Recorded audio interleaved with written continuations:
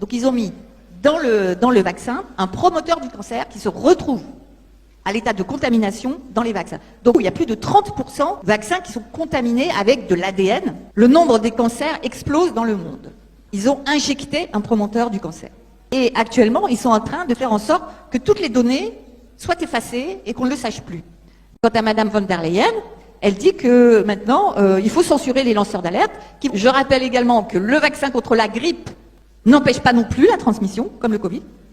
Notre président chéri, qui expliquait en décembre 2020, « Je l'ai dit, je le répète, le vaccin ne sera pas obligatoire. Ayons confiance en nos chercheurs et médecins. Nous sommes le pays des Lumières et de Pasteur. La raison et la science doivent nous guider. » Quant à lui, il disait « Le pass vaccinal est une forme déguisée d'obligation vaccinale. » Donc là, il avoue publiquement sa duplicité. Là, c'est Madame von der Leyen qui savait que les vaccins n'étaient ni sûrs ni efficaces, puisque c'était écrit dans les contrats qu'il venait de signer. Et dans les contrats, il y a écrit quoi? Il y a écrit « Les effets secondaires et l'efficacité à long terme ne sont pas connus. » Actuellement, il peut y avoir des effets indésirables du vaccin qui ne sont pas connus. Donc il le savait puisqu'il l'avait signé dans les contrats. Voilà. En plus, il savait que les vaccins ne restaient pas dans le bras. C'était écrit dans les dossiers Pfizer. Donc là, j'ai mis toutes les nanoparticules du vaccin qui se retrouvent partout. Il savait que la spike et les nanoparticules étaient toxiques. Donc ça aussi, les études le montrent parce qu'on les a fait sortir par voie de justice. Et ils savent aussi qu'ils ont mis dans le vaccin Pfizer un morceau de virus de singe vert qui s'appelle le SV40 et qui est un promoteur du cancer. Donc ils ont mis dans le vaccin un promoteur du cancer qui se retrouve à l'état de contamination dans les vaccins. Donc il y en a beaucoup. Il y a plus de 30% de vaccins qui sont contaminés avec de l'ADN. Et dans cet ADN, il y a de l'ADN de virus de singe SV40 qui est un promoteur du cancer. Donc il favorise le cancer. Et le nombre des cancers explose dans le monde. Voilà, on se demande pourquoi. En tout cas, ils ont injecté un promoteur du cancer. Et comme par hasard, on regarde sur le registre du VAERS, donc des effets secondaires, qu'il y a beaucoup d'effets indésirables et mortels. Et actuellement, ils sont en train de faire en sorte que toutes les données soient effacées et qu'on ne le sache plus. Mais il y en a certains qu'on connaît, certaines données, et on voit par exemple qu'en Grande-Bretagne, les vaccinés sont plus souvent morts que les non-vaccinés.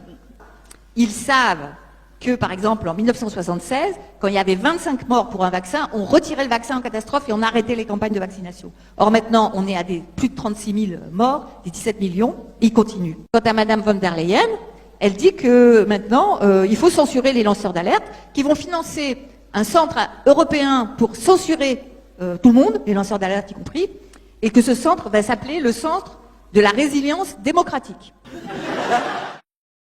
Donc, je rappelle également que le vaccin contre la grippe n'empêche pas non plus la transmission, comme le Covid, et que toute obligation vaccinale concernant le vaccin contre la grippe est par conséquent absurde.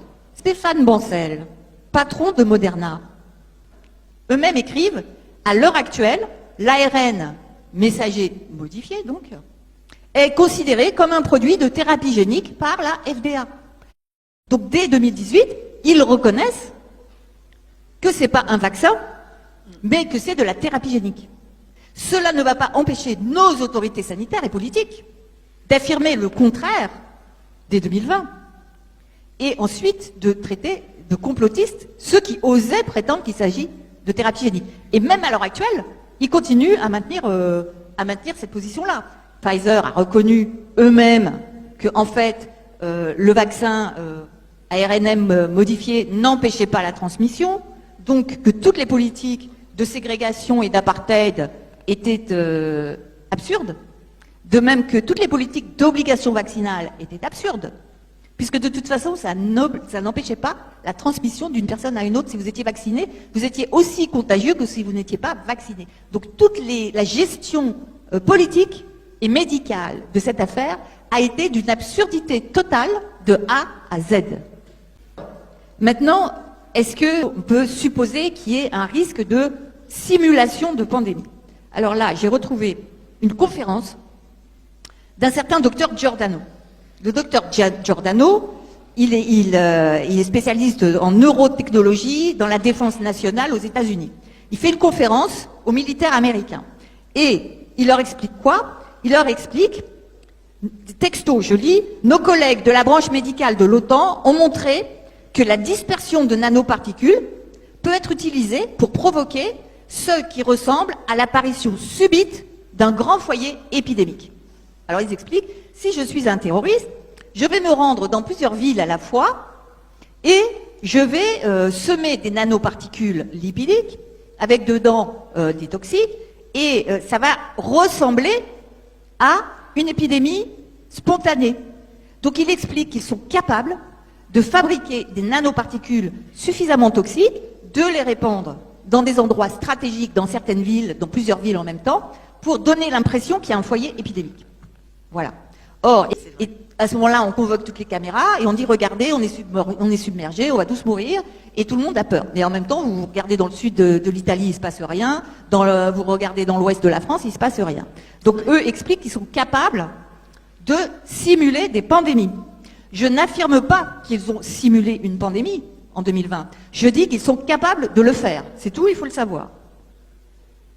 Donc après, à chacun de tirer ses conclusions. Donc pour lui, pour Murphy, l'infection naturelle est une inoculation par aérosol. Et en même temps, vous voyez en bas à gauche, je vous ai mis quelque chose. Ça, Jean-Marc Sabatier en a parlé un peu tout à l'heure, c'est de la transmissibilité. C'est un document que j'ai retrouvé de l'université Johns Hopkins, et cette université travaille avec les CIA et travaille sur les modifications de virus et des manipulations de virus depuis très longtemps. Et eux, ils ont fait une publication dans laquelle ils expliquent comment ils fabriquent des vaccins transmissibles.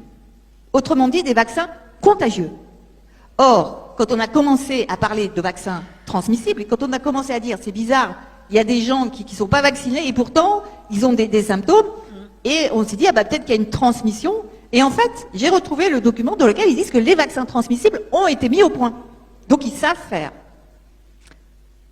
Après, je ne dis pas que c'est ça qu'ils ont fait, mais il se trouve qu'ils savent le faire, et ils expliquent comment ils le font.